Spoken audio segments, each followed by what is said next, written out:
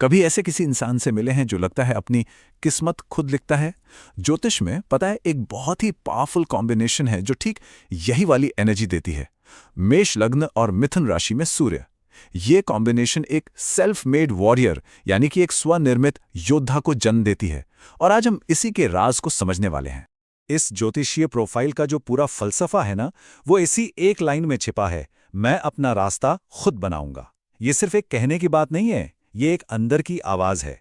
जिनकी कुंडली में ये कॉम्बिनेशन होता है वो किसी बाहरी सहारे के इंतजार में नहीं बैठते, बल्कि उनका मानना होता है कि वो अपनी किस्मत खुद बनाने के लिए ही पैदा हुए हैं। तो इस योद्धा की पहचान को परत दर परत समझने के लिए हम एक सफर पर चलेंगे। सबसे पहले देखेंगे कि ये कॉम्बिनेशन क्या है, फिर इसके 4 मेन पिलर्स को जानेंगे और देखेंगे कि ये सब मिलकर इतनी पावरफुल एनर्जी बनाते कैसे हैं। उसके बाद हम इसके 3 अलग अलग रूपों को समझेंगे, इस एनर्जी को बैलेंस करने के तरीके जानेंगे और आखिर में एक कंक्लूजन पर पहुंचेंगे। तो चलिए सबसे पहले उस कोर आइडेंटिटी से ही शुरू करते हैं। आखिर वो कौन सी ज्योतिषीय स्थिति है जो इस सेल्फ मेड वॉरियर को बनाती है? तो ये रहा वो खास ज्योतिषीय ब्लूप्रिंट। ये प्रोफाइल तब बनती है जब किसी का लग्न मेष हो, मतलब पर्सनैलिटी का बेस, और सूर्य तीसरे घर में मिथुन राशि की इंटेलेक्चुअल एनर्जी में बैठा हो। यही वो नींव है जिस पर यह पूरा का पूरा व्यक्तित्व खड़ा होता है। अब जब हम नींव को जान गए हैं तो आइए इस इमारत के 4 मुख्य स्तंभों को समझते हैं। ये जो पावरफुल कॉम्बिनेशन है ना, इसे असल में 4 अलग अलग ज्योतिषीय ताकतें मिलकर बनाती हैं और हर एक का अपना खास रोल है। पहला पिलर है सूर्य। देखिए, ज्योतिष में सूर्य हमारी आत्मा है, हमारा आत्मसम्मान, हमारी लीडरशिप की एबिलिटी है। ये हमारे अंदर की वो आग है जो हमें कॉन्फिडेंस और पहचान देती है। दूसरा पिलर है मेष लग्न। मंगल ग्रह से रूल होने वाला ये लग्न योद्धा का असली स्वभाव है।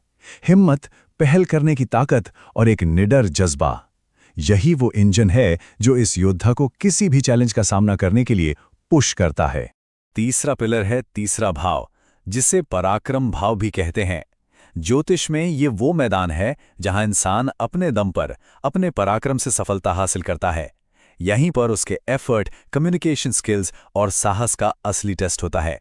और चौथा पिलर है मिथुन राशि। बुध ग्रह की ये राशि योद्धा को हथियार देती है, शार्प इंटेलेक्ट, लॉजिक, कम्युनिकेशन और एक साथ कई काम करने की कमाल की क्षमता। ये वो दिमागी ताकत है जो मेष की हिम्मत को सही डायरेक्शन दिखाती है। तो हमने चारों पिलर्स को अलग अलग समझ लिया, लेकिन जब सूर्य की आत्मा, मेष का साहस, तीसरे घर का पराक्रम और मिथुन की बुद्धि ये सब एक साथ मिल जाते हैं तो क्या होता है, आइए देखते हैं। इस कॉम्बिनेशन की सबसे दिलचस्प बात इसकी डबल साइडेड नेचर है। एक तरफ ये इंसान को बहुत साहसी, एक दमदार स्पीकर और अपने दम पर पहचान बनाने वाला बनाती है। मीडिया, लेखन या पत्रकारिता जैसे फील्ड्स इनके लिए कमाल के हो सकते हैं। लेकिन दूसरी तरफ यही पावरफुल एनर्जी अहंकार, तीखी बोली और भाई बहनों से मतभेद जैसी चुनौतियां भी ला सकती हैं। लेकिन ये समझना भी जरूरी है कि हर सेल्फ मेड वॉरियर एक जैसा नहीं होता। वैदिक ज्योतिष में एक और लेयर होती है, नक्षत्र। सूर्य इनमें से किस नक्षत्र में है, इस बेस पर इस एनर्जी के 3 अलग अलग फ्लेवर या रास्ते हो सकते हैं। यहां देखिए काम कैसे करता है। अगर सूर्य मंगल के नक्षत्र मृगशिरा में है तो इंसान एक जिज्ञासु खोजकर्ता बनता है। अगर ये राहु के नक्षत्र आर्द्रा में है तो वो एक रेवोल्यूशनरी थिंकर, सिस्टम को चैलेंज करने वाला बनता है। और अगर ये बृहस्पति के नक्षत्र पुनर्वसु में है तो इंसान ज्यादा बैलेंस्ड, ज्ञानी और मॉरल बनता है। हर नक्षत्र इस योद्धा को एक अलग ही रंग दे देता है।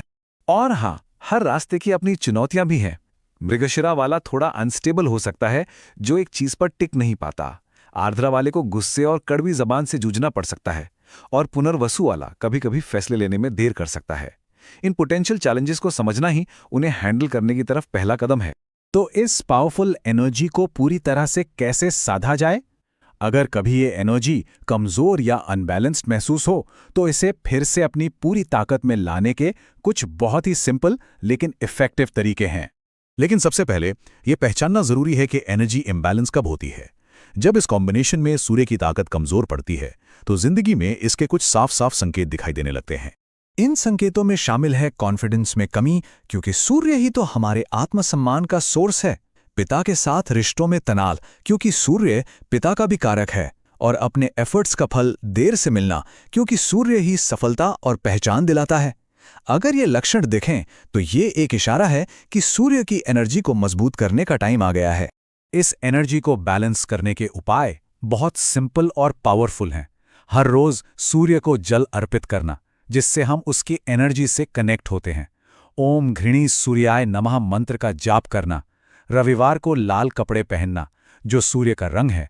और सबसे जरूरी, अहंकार को छोड़कर सेवा भाव अपनाना।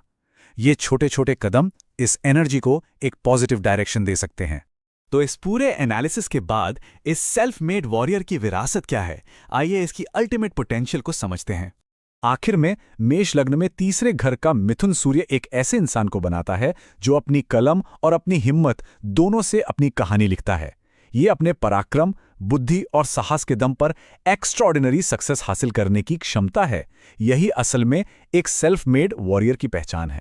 और ये योद्धा 3 अलग अलग रूपों में सामने आ सकता है। मृगशिरा का जिज्ञासु खोजकर्ता, जो हमेशा ज्ञान की तलाश में रहता है। आर्द्रा का क्रांतिकारी विचारक, जो पुराने सिस्टम को चुनौती देता है। और पुनर्वसु का संतुलित ज्ञानी, जो ज्ञान और नैतिकता के रास्ते पर चलता है। अंत में ये सब एक सवाल पर आकर रुकता है।